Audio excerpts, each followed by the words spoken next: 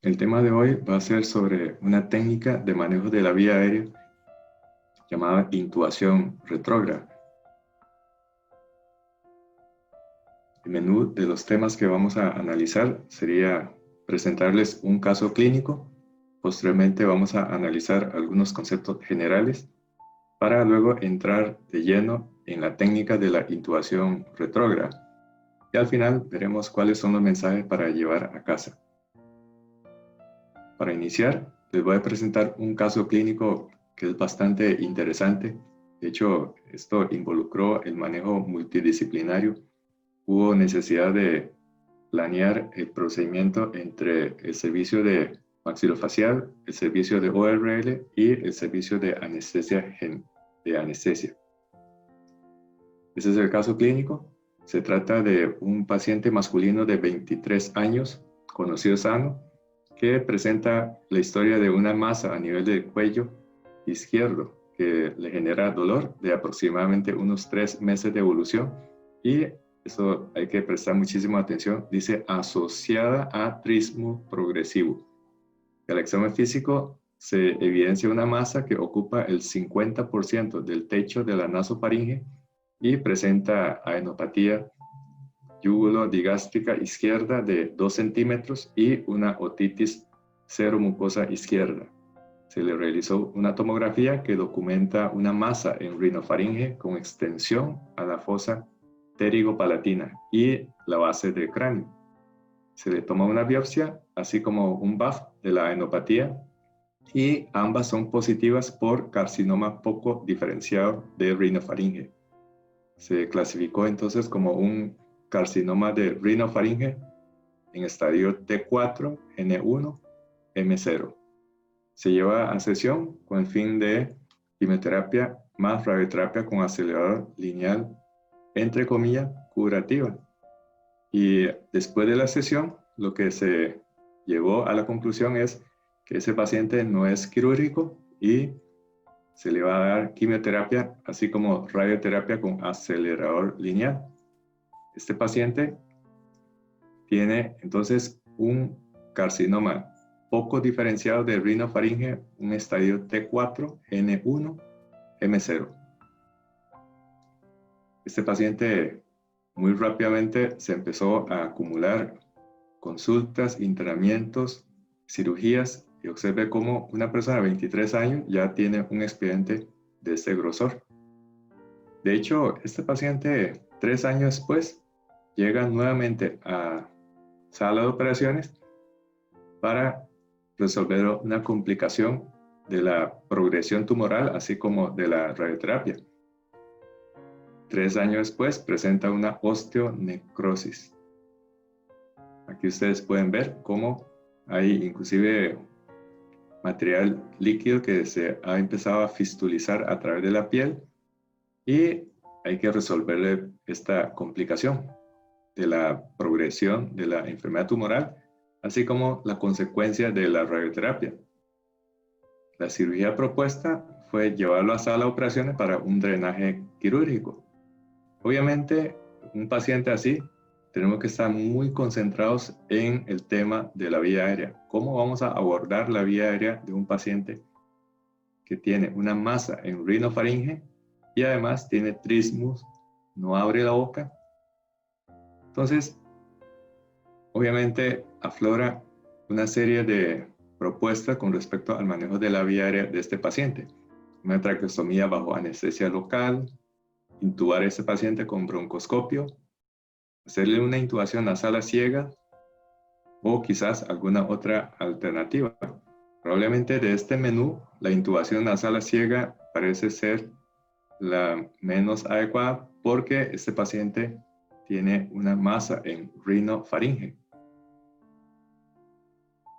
Obviamente, la laringoscopía convencional está desechada porque no abre adecuadamente la boca. Tiene un trismus, no abre la boca. De hecho, la apertura bucal es de menos de un través de dedo. Este paciente fue valorado antes de la cirugía y lo que se consigna es que hubo 2 procedimientos previos antes del actual. el 18 de agosto del 2011 fue sometido a una cirugía y en aquel momento todavía abría la boca, así es que hubo que haber una máscara de laringe Fast Track número 3 y a través de esa Fast Track se le colocó un tubo endotraqueal 6.5. Ahí se describe como un Corman IHAN 4. Un año después, en el año 2012, dice intubación imposible, se le realizó una inducción BIMA.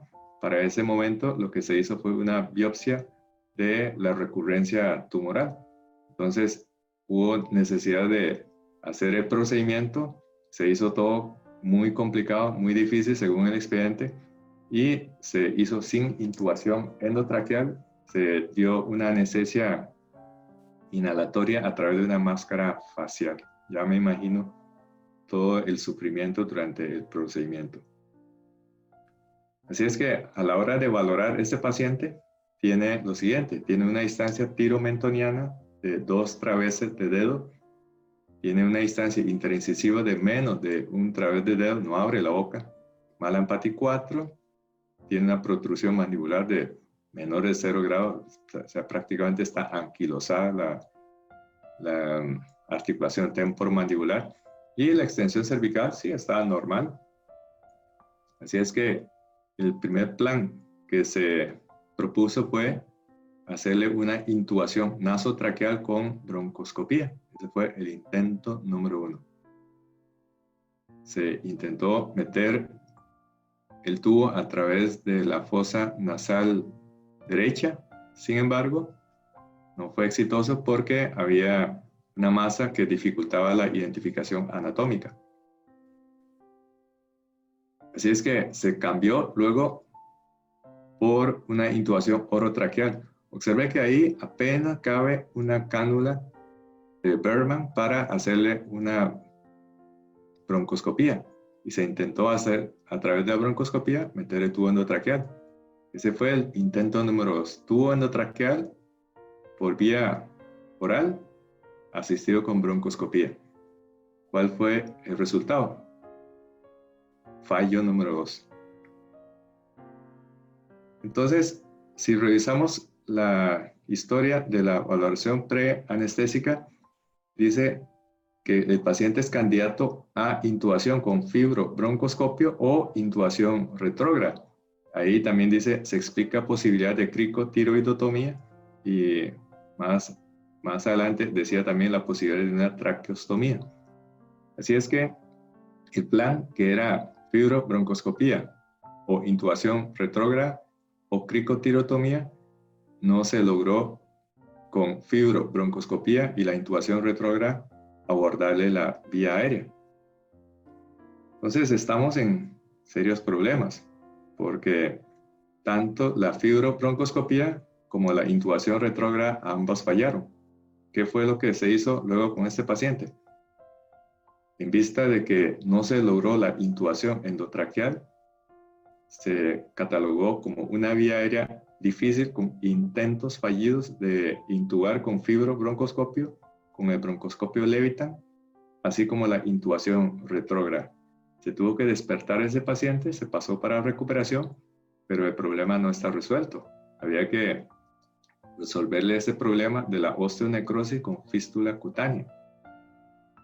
Y se planeó entonces para un segundo procedimiento quirúrgico. En este caso, se hizo firmar al paciente un consentimiento informado de que posiblemente este procedimiento hay que hacerlo con anestesia local para primero hacerle una traqueostomía y posteriormente continuar con la cirugía, que era el drenaje de la osteonecrosis. Así es que este paciente fue programado por segunda vez a sala de operaciones. Es su segundo turno entonces en sala de operaciones. ¿Qué se hizo en ese momento? Se preparó todo, vino otorrino, estaban los cirujanos maxilofaciales y por supuesto nosotros de anestesia. Entonces, todo estaba listo para hacerle una traqueostomía bajo anestesia local. Y en eso propusimos lo siguiente: ¿por qué no me deja hacer un nuevo intento de intubación retrógrada?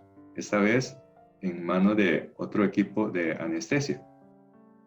y se hizo el procedimiento, se pudo realizar la intubación retrógrada. Dichosamente fue un procedimiento a primera intención y ese paciente observe que fue finalmente intubado a primera intención con un tubo de silicón anillado. Se hizo una intubación retrógrada, ahí ustedes pueden ver el sitio de la punción que corresponde exactamente a la membrana tiroidea y aquí se puede observar ya el tubo saliendo por la boca, se pudo realizar la anestesia, se pudo realizar el procedimiento quirúrgico a primera intención y no hubo complicaciones. Esta es la hoja de la anestesia, vean cómo el procedimiento de la anestesia fue de prácticamente más de 2 horas, mientras que el procedimiento quirúrgico fue 3 cuadritos, 15 minutos nada más. Bueno, entonces este caso ilustra la utilidad de una técnica que es la intubación retrógrada. La primera vez falló, la segunda vez sí fue exitoso. Probablemente cuando hablamos de intubación retrógrada estamos cometiendo una imprecisión, porque intubación retrógrada da la impresión de que el tubo estamos metiendo de abajo hacia arriba, y en realidad el tubo sigue avanzando de arriba hacia abajo. De tal manera que quizás el término más correcto sería intubación translaringea guiada. Sin embargo, es mucho más entendible decir intubación retrógrada que intubación translaringea guiada. Este procedimiento no es nuevo. Observe cómo esta publicación de Frank Butler y Cirillo en 1960 se reporta por primera vez la técnica de la intubación retrógrada en la revista Anesthesia Analgesia, o sea, hace ya más de 70 años. Y se trata de un procedimiento que se venía haciendo ya de manera, digamos, esporádica en aquella época, pero fue hasta 1960 que Butler y Cirillo reportan esta técnica.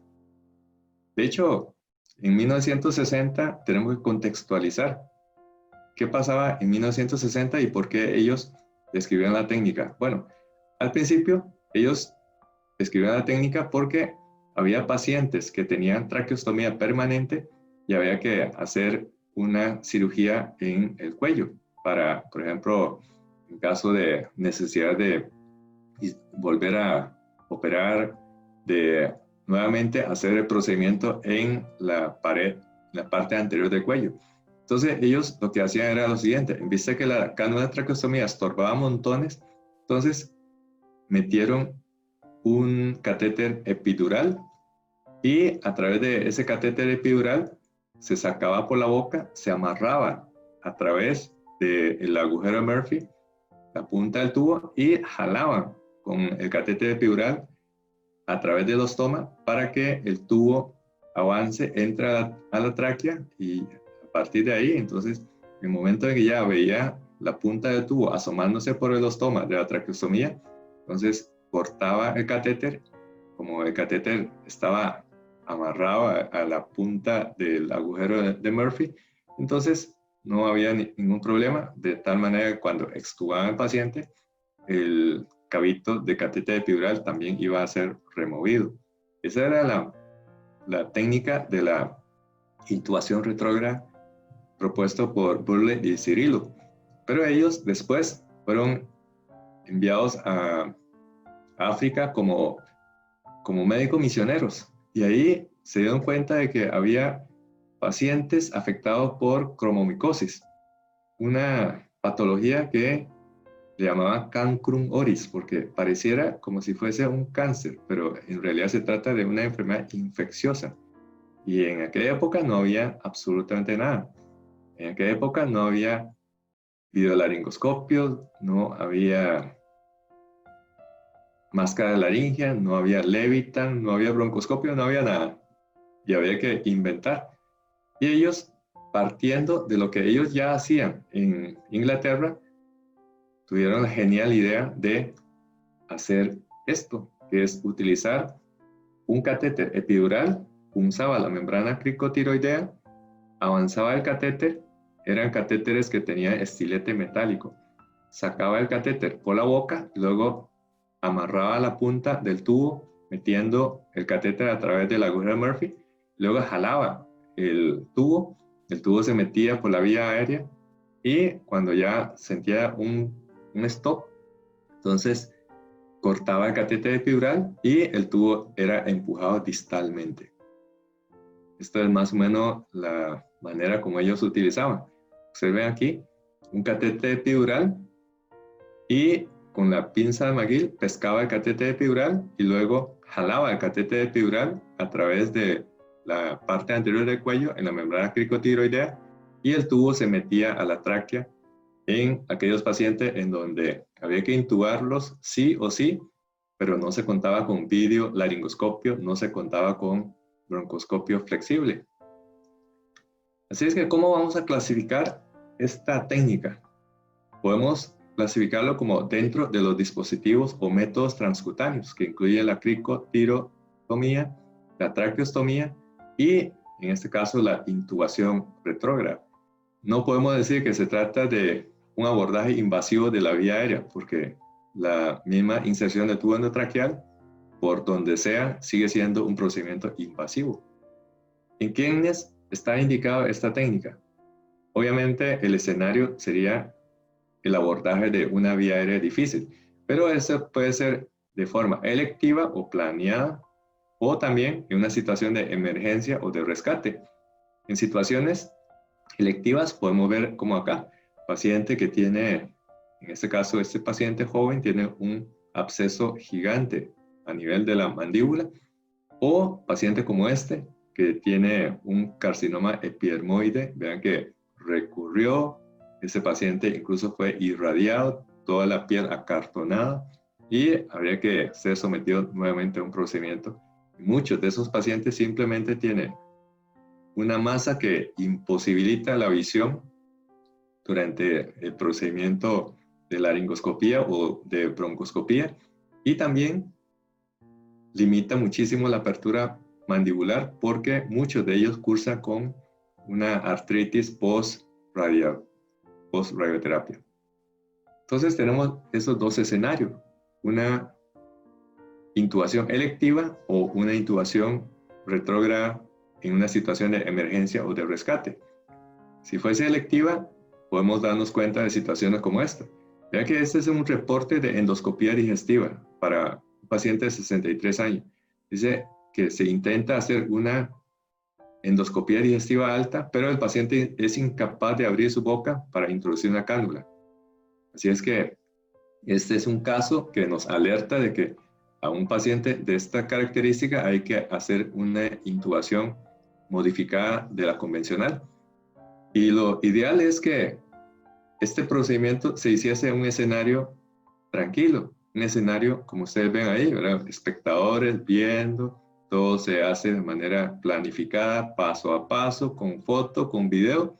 Eso sería lo ideal para un procedimiento de intubación retrógrada.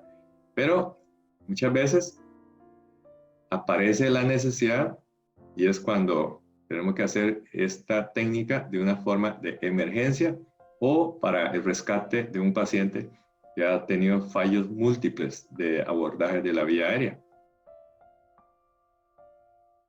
También hay una tercera forma de indicación. Esa indicación yo le llamaría indicación no etiquetada, una indicación off-label. ¿Por qué? Porque uno de los pacientes que le hice la intubación retrógrada fue este. Tenía que ser sometido a una anestesia general y tenía unos dientes flojísimos. O sea, si iba a hacer una laringoscopía, lo más probable es que le iba a sacar todos los dientes. Y una intubación nasal a ciega también sería la posibilidad, pero ahí lo que hice fue una intubación retrógrada de este caso, evitando la necesidad de hacer laringoscopía y además un tubo que salga por la boca. ¿Cuál es la técnica de la intubación retrógrada? Básicamente son 4 pasos. Identificar la membrana cricotiroidea, puncionar la membrana para abordar directamente hasta la tráquea. Ahí introducir un catéter o una guía Sellinger. Esta guía Sellinger va a salir por la vía aérea superior y después lo que hacemos es pasar un intercambiador de tubo y sobre ese intercambiador de tubo deslizamos un tubo endotraqueal hasta que ya queda en la posición final. Después de eso retiramos la guía de Sellinger y terminamos de empujar el tubo endotraqueal y ya está. Esa es la técnica de la intubación retrógrada. Esta técnica es bastante fácil. Si usted ve las 4 diapositivas previas, este es el concepto de fluencia cognitiva. Parece muy fácil. Tenemos el punto A, llegamos al punto B, punzamos y ya tenemos el tubo adentro. Sin embargo, hay que considerar que existe una brecha entre la teoría, lo que usted lee, y la práctica es cuando usted va a hacer el procedimiento. Prueba de ello es que ese paciente en la primera intubación retrógrada falló. Estuve buscando todos los casos que he venido documentando de la técnica de intubación retrógrada. Esa técnica ahora la utilizo de manera pero muy esporádica porque ya tenemos videolaringoscopio y tenemos broncoscopio. Pero antes de estas dos opciones era bastante común como una técnica de rescate de la vía aérea. Cuando empecé a buscar entre todas las carpetas, encontré 50 carpetas con la palabra intubación retrógrada.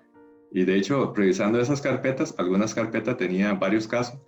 Me encontré que había registrado 65 casos de intubación retrógrada, con algunos casos de práctica con residentes, otras veces fueron realmente de procedimiento de emergencia corriendo.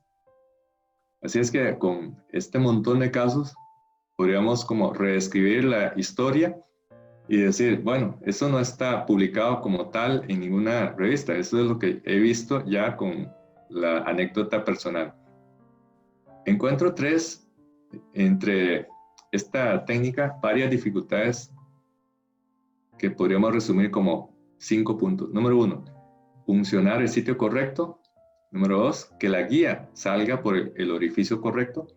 Número 3, que el tubo logre pasar entre las cuerdas vocales. Número 4, retirar la guía sin que salga el tubo de la tráquea. Y número 5, terminar de avanzar el tubo hacia la tráquea. Vamos a ver punto por punto. Bueno, y sobre todo que este procedimiento usted pueda realizarlo sin pánico. O sea, que el paciente se mantenga bien oxigenado durante todo el procedimiento. Ese es el gran reto. Vamos a ver cada una de estas dificultades técnicas. Este es el concepto de teoría versus la práctica. Número 1, funcionar el sitio correcto. Parece bastante obvio, ¿verdad? ¿Quién no ha logrado identificar la membrana cricotiroidea?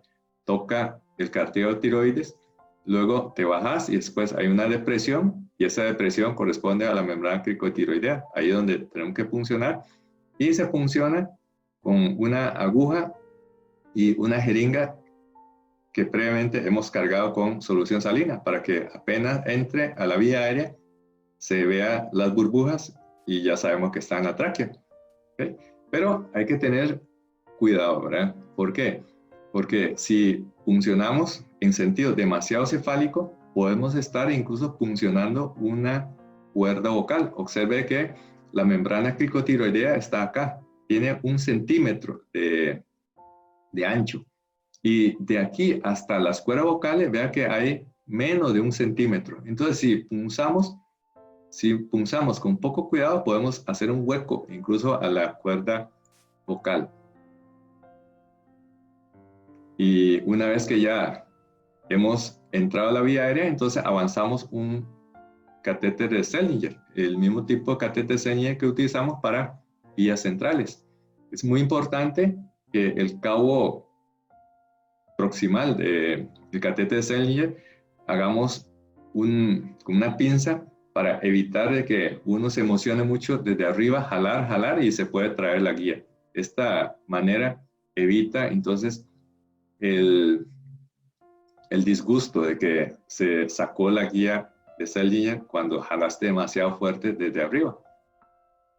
Ese es un caso donde se identificó claramente la membrana cricotiroidea. Vea que salió aire y esto significa que ya está dentro de la vía aérea. Este paciente previamente se le había colocado una máscara laringa iGel, y aquí ya vemos el estilete o la guía de Seldinger salir. Mientras tanto, podemos ventilar a ese paciente para que el procedimiento se haga con toda la calma sin que se desature. Ya tenemos luego el tubo in situ. Sin embargo, cuando conectamos el camógrafo, dice que no se detecta CO2. Qué raro. Y el paciente no está en paro, pero no había detección de CO2. Aquí es donde tenemos que rebobinar. Al principio no me había dado cuenta de esto. Este procedimiento lo estaba haciendo un residente rotante de la UCI que estaba pasando por anestesia. Y estábamos haciendo ese procedimiento. Es su primer procedimiento. Y yo estaba muy tranquilo porque él había identificado fácilmente la membrana cricotiroidea. Pero, ojo, ¿qué pasó aquí? Vea la profundidad de la aguja de punción. La aguja tiene 8 centímetros y prácticamente había enterrado más de la mitad.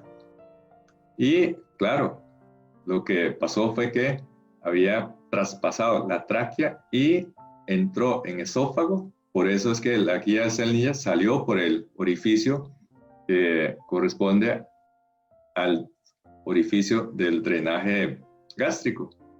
O sea, lo que se hizo fue una intubación retrógrada, pero esofágica, ¿verdad? Increíble. Pero eso resalta la importancia de que hay que hacer y hacer y hacer, y nos damos cuenta de que la cosa muchas veces no es tan fácil. Solo haciendo podemos kilometrear y darnos cuenta de que hay una brecha entre la teoría y la práctica. Entonces, el mensaje de WhatsApp para una situación como esta es que la tráquea está usualmente a menos de 1 centímetro de profundidad. Si usted enterró la mitad de la aguja, lo más probable es que ese aire es el aire del esófago y no el aire de la tráquea. La siguiente dificultad es que la guía te salga por el orificio correcto. O sea, ¿cómo? Por el orificio correcto. Pues sí, y es muy importante porque esa guía cuando usted empuja puede salir por 2 rutas, por la boca o por la nariz. Pero ¿qué tal si usted necesita que el tubo salga por la nariz? ¿O qué tal si usted expresamente necesita que el tubo salga por la boca? Ahí usted tiene que tomar en cuenta este detallito técnico que en muchas ocasiones no está descrito en los libros o en los artículos. Porque tendríamos 2 problemas. ¿Y si la guía me sale por la boca, pero yo necesito una intubación nasotraqueal? ¿O si la guía sale por la nariz, pero se necesita una intubación orotraqueal? Por ejemplo, en esta segunda situación, yo necesito que salga por la boca, pero el tubo, la guía me sale repetitivamente por la nariz. ¿En qué situación sucede esto? Tuve varios casos de paciente con acromegalia, con vía aérea difícil. De esos pacientes tienen macroglosia. Y el procedimiento es una resección transesfenoidal. No podemos meterlo por la nariz. Habría que sacarlo por la boca, pero por la lengua tan grande, muchas veces la guía repetitivamente se sale por la nariz. Entonces, y es un problema que hay que resolver. ¿Cómo podemos resolver una situación en donde necesitamos que salga por la nariz, pero repetitivamente sale por la boca, o viceversa? Bueno, podemos utilizar una pinza McGill si sale repetitivamente por la nariz. Entonces, metemos la pinza McGill y pescamos el alambre metálico de Seldinger y lo sacamos por la boca. Pero, ¿qué tal si repetitivamente sale por la boca y necesitamos que salga por la nariz la guía? Entonces, podemos utilizar una sonda de aspiración o una sonda nasogástrica. Metemos la sonda por la nariz y luego pescamos la punta de la sonda nasogástrica y ahora sí, metemos la guía de Seldinger a través de la sonda sacamos la sonda y de esta forma obligamos a que el estilete metálico de Sellinger salga por la nariz y usted termina de intubar. Eso es un truquito que por lo menos no está publicado en la literatura, pero de los sufrimientos que hemos tenido con estos casos es cuando aparece ese tipo de ocurrencias. La tercera dificultad es que el tubo logre pasar entre las cuerdas vocales. Ese es el gran dilema. Ese es el gran dilema. Porque, como veníamos hablando del concepto de fluencia cognitiva, es muy fácil punzar por la membrana, sacar la guía y deslizar el tubo a través de la guía y el tubo se va a ir por la ruta trazada por la guía y se va a meter a la tráquea y ya está. Pues no, porque la realidad práctica es que esto no sucede. De hecho, no sucede en quizás el 90% de veces. 90% de la dificultad radica en cómo avanzar el tubo endotraqueal hasta que llegue a la tráquea sin atorarse y tampoco que se vaya al esófago, porque recuerde que la guía es flexible. Este es probablemente el 90% de la dificultad. Si nosotros logramos sortear esta tercera dificultad técnica, probablemente ya tenemos dominado esa técnica. ¿Por qué? Porque la guía metálica es flexible y porque el lumen del tubo endotraqueal es muy grande con respecto al calibre de la guía metálica. O sea, nosotros tenemos que meter el tubo a través de la apertura glótica y pasando entre las cuerdas vocales. Pero cuando empujamos, se puede atorar y no avanzar, se puede atorar en un seno piriforme, se puede atorar en la incisura interaritenoidea, o a veces cuando usted empuja, la guía se dobla y se va al esófago o se queda atascada en un seno piriforme o en la valécula, en cualquiera de estas estructuras anatómicas. Porque el tubo tiene una punta relativamente amplia, pero lo ideal es que sea como una punta cónica que pase fácilmente entre las cuerdas vocales. Entonces, ¿cuál es el mensaje con respecto a esta dificultad técnica? De que si usted trata de pasar el tubo endotraqueal directamente a través de la guía Sellinger, usualmente vas a fallar. De hecho, esta es el 90% de la dificultad. Si logramos sortear esto, ya tenemos dominada la técnica. Entonces, ¿cómo podemos sortear este hándicap del 90%? Bueno, conste que el 90% no está publicado en ningún lado, ninguna literatura. Eso es una opinión muy personal, pero yo lo pondría así para poder entender mejor este concepto de la dificultad del avance del tubo endotraqueal. Entonces, la opción número 1 es pasar la guía por el agujero de Murphy. Usted ve que si pasamos la guía a través del agujero de Murphy queda un poquito más ferulizado. Por el otro lado, tenemos la ventaja de que nos ganamos como 1 centímetro para que el tubo se aboque con más facilidad hacia la apertura glótica. La otra opción, y es probablemente la opción más útil, es utilizar un intercambiador de tubo endotraqueal. ¿Por qué? Porque el intercambiador es un poco más rígido, le da más rigidez a la guía de Sellinger. Por el otro lado tiene una punta que es cónica. Esto facilita que atraviese entre las cuerdas vocales y no se quede atorado en algunas de las otras estructuras glóticas o supraglóticas. De hecho, esta es la forma que se recomienda en la literatura, utilizando la asistencia de un intercambiador de tubo endotraqueal. Pero, ¿qué tal si usted no cuenta con un intercambiador? Entonces podemos utilizar una manera artesanal. Y es una manera que yo he utilizado y me ha dado buenos resultados. Consiste en ferulizar el tubo endotraqueal con una sonda de aspiración. Una sonda de aspiración. Estas sondas de aspiración convencionales. Si usted va a utilizar una sonda nasogástrica, tiene que tener el cuidado de cortar un poquito la punta, porque la punta de la sonda nasogástrica es es ciega. Entonces, avanzamos la sonda de aspiración. ¿Para qué? Para que convierta junto con la guía de Sellinger, junto con la sonda de aspiración y la punta de tubo endotraqueal, realmente una especie de cono, y facilita entonces el paso hacia la apertura glótica. Aquí entonces ya tenemos la sonda metida dentro del tubo endotraqueal.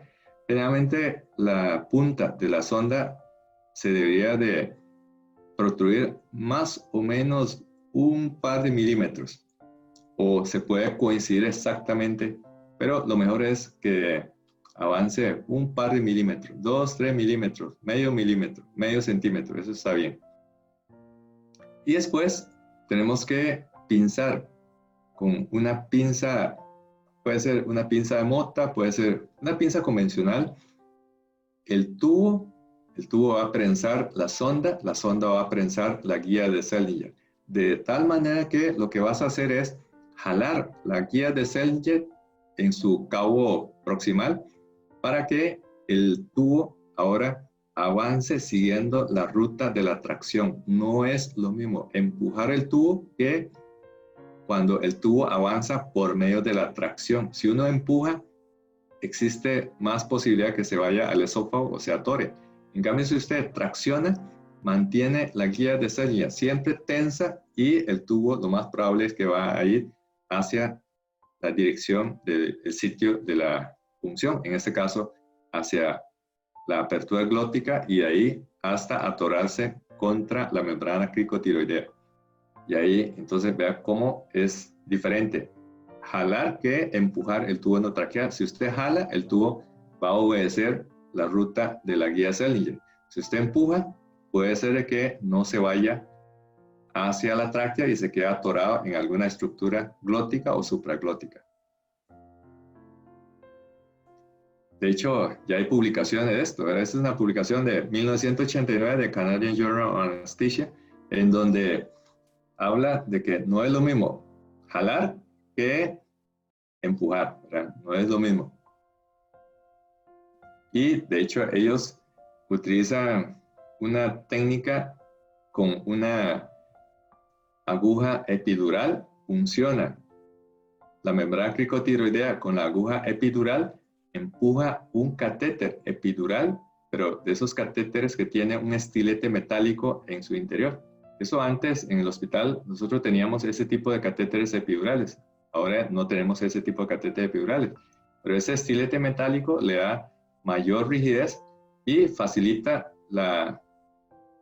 de que el catéter avance hasta la orofaringe, y ahí con una pinza McGill se puede recuperar ese catéter y ahí se amarra la punta del tubo, ahí como se ve en la ilustración, a través del agujero de Murphy, y con esto se logra traccionar el tubo a través de la tensión del catéter epidural.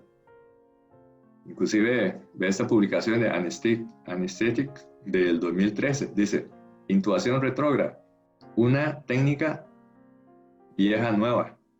Bueno, el título es bastante atractivo.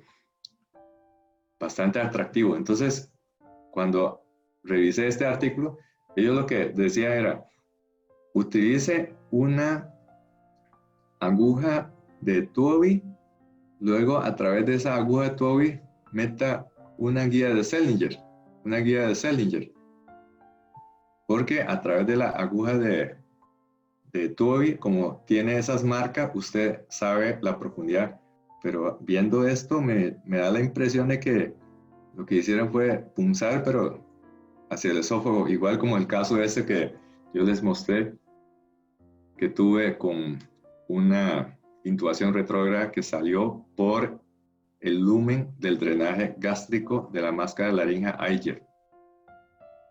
Y otra y muy buena alternativa es utilizar un tubo endotraqueal de silicón anillado, porque es un tubo que tiene una punta bastante maleable y el balón tiene bajo perfil, y por el otro lado es bastante flexible y deslizable. facilita muchísimo, y más aún si usted complementa este tubo con un intercambiador de tubo endotraqueal, y ahí prácticamente usted tendría un éxito de 100% para lograr una intubación exitosa. La cuarta dificultad técnica es cómo retirar la guía sin que salga el tubo de la tráquea. Recordemos de que si nosotros tratamos de empujar el tubo no va a poder avanzar porque la punta está atorada contra la entrada de la guía de Seldinger, que está en la membrana cricotiroidea. Es decir, mientras está la guía de Seldinger, el tubo no puede avanzar más allá de la profundidad correspondiente a la membrana cricotiroidea, y hay que resolver ese problema. Ahí usted puede ver la ilustración como la punta está atorada, ya no puede avanzar más, y sin embargo, así no podemos dejar ese tubo, porque el balón incluso está herniándose contra las cuerdas vocales, no podemos hacer un sello hermético, así es que hay que terminar de resolver ese problema. Pero, ¿cómo sé yo de que ese tubo está así? Aquí en la ilustración es muy fácil de entender, pero usted no está viendo como en esta ilustración, estás viendo la boca y el sitio de la punción, pero no estás viendo la punta del tubo. Usted no puede asumir de que una vez que no logra avanzar, ya el tubo está realmente así como está en la posición de la ilustración. Sin embargo, podemos recurrir a algunos datos. Por ejemplo, cuando tenemos un intercambiador, este viene con numeración de la profundidad, y un tubo endotraqueal tiene aproximadamente 30 centímetros. Así es que si usted ve que ya no puede avanzar más y hay exactamente 30 centímetros, usted dice, sí, las dos puntas están coincidiendo y consecuentemente tiene que estar dentro de la tráquea. La otra alternativa es mantener esa tensión, así como se ve en esta fotografía, mantener la tensión como se ve en esta fotografía y conectar el canógrafo. Pero observe que si nosotros tratamos de conectar el canógrafo, la punta de la guía de Seldinger, aquí como se ve, va a estorbar la conexión al circuito anestésico, porque el filtro tiene una membrana y la guía de Seldinger va a protruir más allá de eso. Por eso hay que jalar un poco hasta que se coincida, obviamente sin que se le pierda el control de la punta de la guía de Seldinger, y así usted hace una ventilación, y si se logra detectar persistentemente CO2, eso significa que el tubo está dentro de la tráquea, Y por último, ya sabemos que está en la tráquea, ahora tenemos que terminar de avanzar el tubo hacia la tráquea. Así como está, la punta apenas está asomándose entre las cuerdas vocales.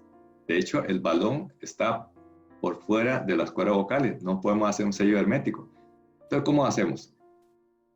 Lo que se procede es ir traccionando la guía de Seldinger, mientras mantenemos cierta tensión, no empujar el tubo, mantenemos cierta tensión para que el tubo avance en dirección hacia la dirección de la guía Seldinger.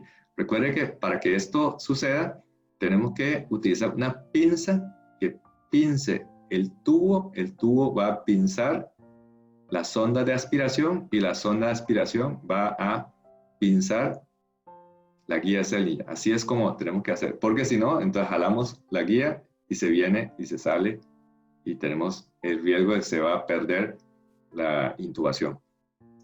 Y ya finalmente cuando retiramos la guía Seldinger ya podemos avanzar el tubo a la profundidad que necesitamos. Como en todo, ¿verdad? Hay gente que han propuesto alternativas. Por ejemplo, en esta publicación Anesthesiology del año 2006 compara dos técnicas de intubación retrógrada en cadáveres humanos frescos. Ellos lo que recomienda es antes de retirar la guía Sellinger, que lo más recomendable es empujar un intercambiador de tubo a través del tubo endotraqueal, porque de esta manera, ahí sí, efectivamente, aseguramos una ruta para que el tubo, primero, no se salga, y lo otro es que ahora sí se vaya directamente hacia la tráquea. Entonces ahí ya sorteamos las 5 dificultades técnicas, ya tenemos todo listo. Pero falta un detalle, que el procedimiento se haga sin pánico. Es decir, mantener la calma durante el procedimiento, pero no puedes mantener la calma si tienes un paciente con una desaturación crítica. Así es que hay que mantener esos pacientes con una oxigenación adecuada durante todo el procedimiento. Pero ¿cómo se hace? Decirlo es muy fácil, pero ¿cómo se hace? Bueno, tenemos varias alternativas. Número 1 es, mientras se hace el procedimiento, ventilamos con la mascarilla facial. Número 2, colocarle una máscara laríngea. Pero a veces la máscara laríngea no se puede precisamente porque no abre la boca o porque tiene una gran masa a nivel de la cavidad oral. Y por último, podemos recurrir a 2 truquitos. Ahorita vamos a ver con más detalle. Aquí tenemos el ejemplo de esta intubación retrógrada con la ventilación a través de una máscara laríngea. Ahí, mientras se hace el procedimiento, nosotros podemos continuar ventilando a ese paciente. Aquí usted ve que en lugar de llenar con solución salina, está aquí con una solución con yodo, pero es igual, es contraste visual. Y vea cómo ahora la guía Sellinger salió por la máscara laríngea. Esto aumenta la probabilidad de que la guía Sellinger salga por la boca y no salga repetitivamente por la nariz. Lo más común que he visto es que sale por la nariz, pero si metemos una máscara laríngea, obligamos a que la guía Sellinger te salga por la boca. Y ahí hacemos la intubación igual, ¿verdad? La importancia de esta pinza, porque uno se puede emocionar jalando la guía Sellinger y se lo puede traer, porque en ese momento la concentración está aquí arriba y no aquí abajo. Por eso, desde que usted funciona, tiene que dejar una pinza para amarrar, para evitar de que se le vaya este cabo. Y después, entonces ya se hace el procedimiento igual, ¿verdad? Se termina de avanzar el tubo endotraqueal y después ya hay que retirar la máscara laríngea Fastra y ahí ya queda el tubo in situ. Y finalmente hay 2 truquitos, ¿verdad? 2 truquitos. Vea que esos truquitos son para aumentar la tranquilidad mientras hacemos el procedimiento, que el paciente no se nos desature. ¿Cuáles son esos 2 truquitos? Número 1, dejar el tubo en oro o en nasofaringe. Un tubo endotraqueal en oro o en nasofaringe. Y la otra alternativa es ventilar al paciente con una nasocánula. Vamos a ver cuáles son esos 2 truquitos. Ya, aquí, mientras se está haciendo el procedimiento, nosotros estamos ventilando a ese paciente con un tubo endotraqueal. ¿Verdad? Claramente se ve el empañamiento. Previamente inflamos el balón neumotaponador para que no lastime la fosa nasal y así tenemos una ventilación tranquila mientras se hace el procedimiento de la punción y la recuperación de la guía de Sellinger. La otra alternativa es, mientras se hace el procedimiento, ventilar con una nasocánula. ¿Pero cómo? ¿Ventilar con una nasocánula? Pues sí, lo que hacemos es pasar la nasocánula a la boca, tapamos la fosa nasal y la boca y con eso ventilamos soltando y tapando la boca y nariz. ¿Cómo hacemos desde el punto de vista logístico? Entonces conectamos una nasocánula, subimos el flujo a 15 litros, y lo que hacemos es contar 2 segundos. ¿Por qué? Porque con 15 litros por minuto de flujo, cada 4 segundos le metemos 1 litro.